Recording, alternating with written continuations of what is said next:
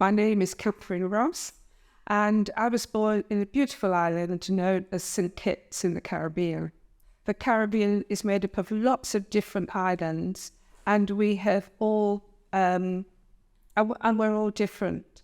So I'm from St. Kitts. It's a very small island, and in fact I'm one of a group of people. People call me a small islander because there are a group of small islands, and that's what we're known as, by people like Jamaica or places like Guyana, who is not Caribbean but West Indian. And so I want you to realise that Montserrat, Grenada, St. Lucia are all distinct and different. Our food, similar but differentiated. Our dancers, similar but differentiated. And you can see that in the beautiful flags. As we become independent, that's one way of showing how we're different. The different colours represent different things. Most have a bit of black in, which is saying we are black people, so that is really nice. I came to the British Isles in 1958. It was in the late autumn, early winter, but it was not snowing, so I felt cheated because as a child, one of the stories I was told was England was cold and there was snow, and I came and there wasn't any. I should have enjoyed that time really, because later on I suffered terribly because of the cold. I experienced for the first time things like chilblains, and I had a runny nose all the time and I was coughing and spluttering. So those were the negative things about England. But I came to England really with my parents, who brought all our family because they wanted us to have the equivalent experience of the Grand Tour. We had everything we needed in the Caribbean island of St. Kitts, so they wanted us to see different things, experience different things. So we came here. So that was their agenda. My agenda, however, was to see the Queen. I had read every fairy story there was ever, and I knew everything there was about princesses and royals and that. So I was coming to a country where there was a Queen. And I thought England was a bit like St. Kitts, small, so I'd bump into her from time to time and whatever. I didn't know that I would never get to meet the Queen. I was so disappointed. But I had lots of other things to be really happy about being in England. I loved the schools. And one of the reasons I loved about schooling was the libraries. Every school I've been to has had quite an extensive library. And I'm a great and avid reader, which is why I'd read all about the princesses before I came. School meals were a different kind of experience. None of this Caribbean fare that I'm accustomed to. But I laughed because almost every meal, it was something to do with pastry. I found the English wrapped just about anything in pastry. There were pies galore, and things like that. So that was a really weird experience for me. But it was quite a good school. England seemed to have nothing else but chips, which was a new experience for me. I didn't ever have anything like that in the Caribbean. Lots of dumplings, yeah, boiled and fried and served up with lots of seasoned stuff, but not pies and that.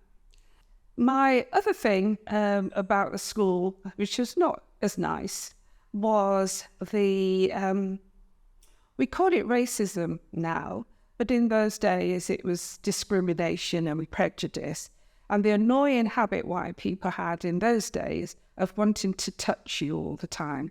They wanted to see if anybody could really be that black. Children, teachers, always wanted to touch it, see if it would come up.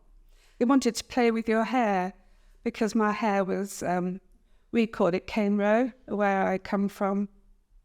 I know in American they called it cornrow, but we called it cane row. And it was a kind of beautiful plaiting which plaited close to your head. So this intrigued them. They had to come up and investigate every plait. And in fact, one person once said to me, "Is it like your mum crocheted it to your head?" No, because she's very good at plaiting, and she can turn it into any style that we wanted, different one every week or every couple of days. So when you've put up with stuff for a while, you start to tell your parents as a child, because you think, I'll try and deal with this on my own. But with everybody touching my face, nicking their fingers, literally, to try and rub the black off my face or my hands, I told my parents. And so every afternoon after school, as soon as we got home at 4 o'clock, we had to go and have a wash or a bath or whatever was most convenient for my parents at that time, because it wasn't a pleasant experience, all this spittle, and you didn't know what illnesses they had, and it was an awful experience. On top of that, the touching, well, 100 names. I gave a talk to the University of Derby for their Black History Month some years back. And I worked out there must have been about 40 different names Black people were called throughout that period, the sort of when I came in 1958, through my schooling, which ended in 1968. It was awful, the names to be called. You wanted to help them because I'm a helpful, nice kind of person. So I'd explain to them that I'm not from Africa. Don't call me African. I'm not from Africa. I'm from St. Kitts. I'm from the Caribbean. But no, if you were Black, you had to be from Africa. And that's one of the nicest names. The second nicest name was to be called Darky, because they knew when you said Blackie, other kids got upset. And when they called you Negro or the other kind of word, lots of children got upset. So they knew what words to use if they wanted to upset you. But if they wanted to be your friend, nicer names were like, well, you're Darky. You're a darky, or you're coloured, and whatever. But the names used to rankle because none of them were very nice. I had one of them was to call you a wog. Now, I thought it meant short for gollywog, but other people said it stood for East person from Asia, whatever. But it's how people reason stuff to get away with not be embarrassed at having caused offence. And it was a horrible period of time. Now, people are less overt in what they call you, but racism is still around. They just put it in a nicer way, or they do it by excluding you from things. So you know that racism, unfortunately, is alive and well. They still haven't learned enough yet about the Caribbean, who we are, what we do, how it came about. English people do not know their history, I'm afraid, even, 75 years on. Irritating that people like my grandson is still being addressed with some of those very names that I was all those years ago. English are late learners. When I left secondary school, and I got my GCSEs, and you're getting career advice and all of that, my teacher said to me, "You're a bright girl, you've done well. You'd be able to get a job working at Woolworths." Now, Woolworths is a department store that sells cheap goods, but I like Woolworths because you could go in there on a Saturday and buy lots of sweets and whatever, so I really like that. But my mother, when I rushed her with these tales, because most Black people at that time were working on the railways, the perhaps brighter and the betters were working in the hospitals in various roles. But the other option was working in factories. So I think my poor teacher thought she was letting me know that I was a class above them because I'd be able to work in a retail store. My mother went down to school the next day and said, no daughter of hers is going to be working in Woolworths. She hadn't spent all the money coming to England and all the money on my education for me to end up there. She had other aspirations for me, which, like lots of Caribbean people, it was to be a doctor, it was to be a teacher, it was to be a lawyer, and something of significance in your community, not working in a shop, which is how my mother saw it. But then I realised that in order for me to help educate white people, because as I was realising takes a long time to get through to them, that we were able and capable and competent enough to do all sorts of jobs. I thought I had better do something to prove it to them. Now, one of the things that the English like is their history, and they have umpteen museums around the country. And I thought, well, if that's where they look back at their past and they get their inspiration from, I'm going to create one of those for our people so they can go back and look at their history, because it wasn't taught to me at all in my school life. So I came in 1958. I started my first studies to be a lawyer in 1972. And up till then, I had had no education about Black culture. It was totally outside of my experience until after the riots in the 70s and 80s. Then the government supported the initiative of supplementary schools. And then that's when we all said, we've got to make up the shortfall. If the school's going to not go to do it, then we as a community need to get on with educating our children. And so that's when I started to learn as I teach. What I learned today, I teach tomorrow, and eventually got to know about Caribbean heritage and further back to our great African heritage.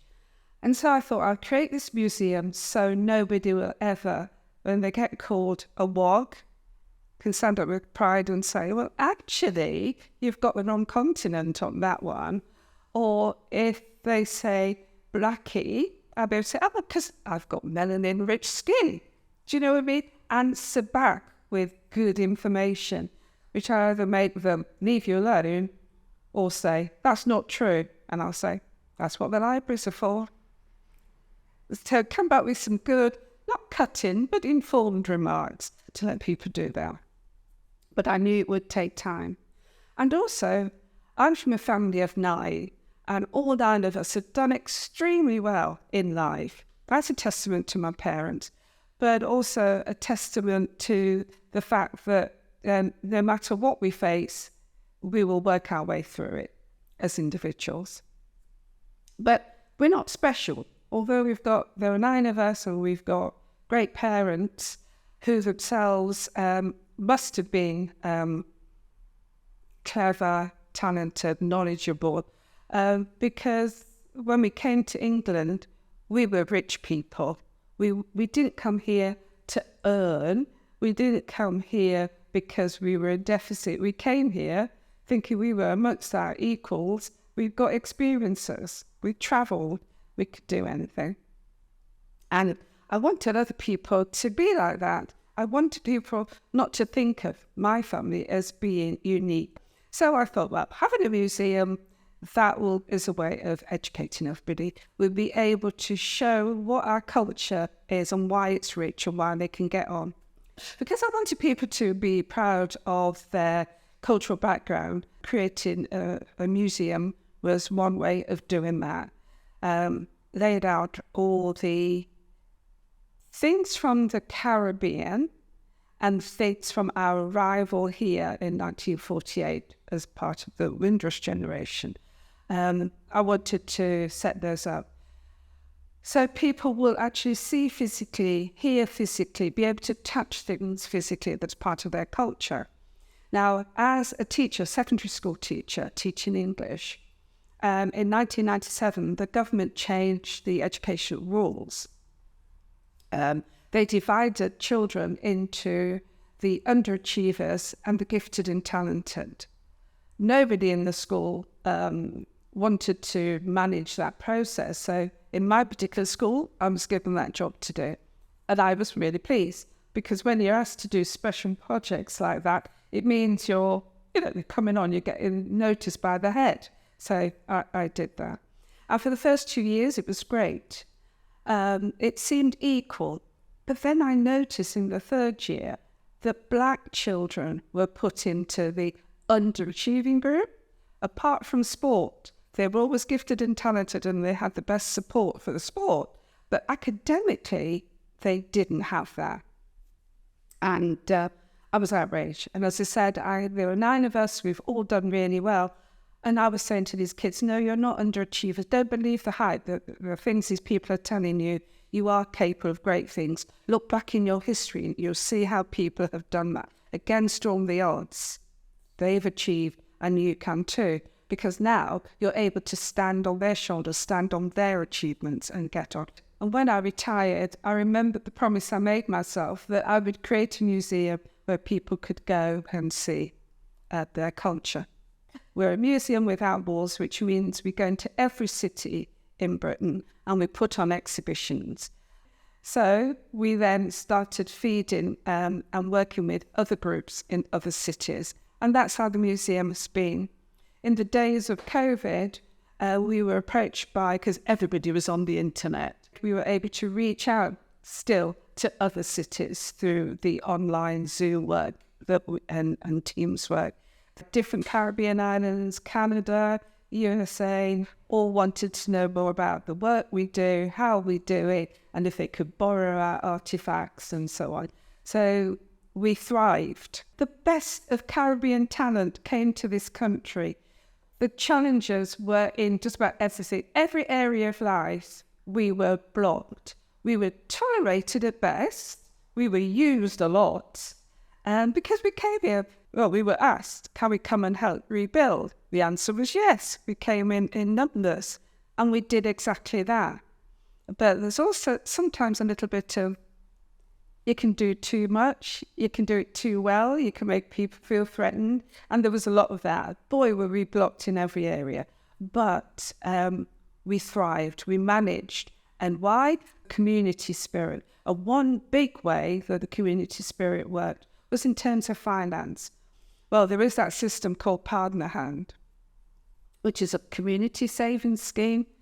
And we, lots of people all over the country got together to start saving that way. And so some groups got together because of the churches that they were part of, some because of the places of employment they did it, or some in the area that they lived. So that was a good thing for us. We then started buying houses so we could get out of those one-room places. We didn't have to put up with their racism in there and other things that they did to limit our social life and whatever. So yeah, as my dad, here's another saying from my parents, out of evil becomes good. You've got to know your culture and keep it. Don't judge a book by its cover. Don't just look at my skin colour and think that means I can't. In fact, my skin colour is saying that there's a whole heap here that I can help you with, actually. We've had all these experiences since the days of enslavement, but that was how to cope. Before that, we had much more about creativity, about science, about math, and enterprise. So see me, see black, but if you don't value that, you've lost a lot, and I'll keep it to myself. You have a rich heritage to call on. We're a people of community. It's about coming together and being together. Find times for doing that. We now, as a result of being here in the UK, we've got 2 extra periods for coming together, not just the religious holidays. We've now got Windrush Day. We've now got Black History Month. Use those months for coming together and practicing being your true selves and doing the things that your ancestors have helped to create to make the world a better place. People of African or Caribbean descent should not be afraid to acknowledge that. And I'm sometimes quite disappointed in people who don't want to acknowledge their roots. I'm very proud of my dark skin, my melanin-rich skin.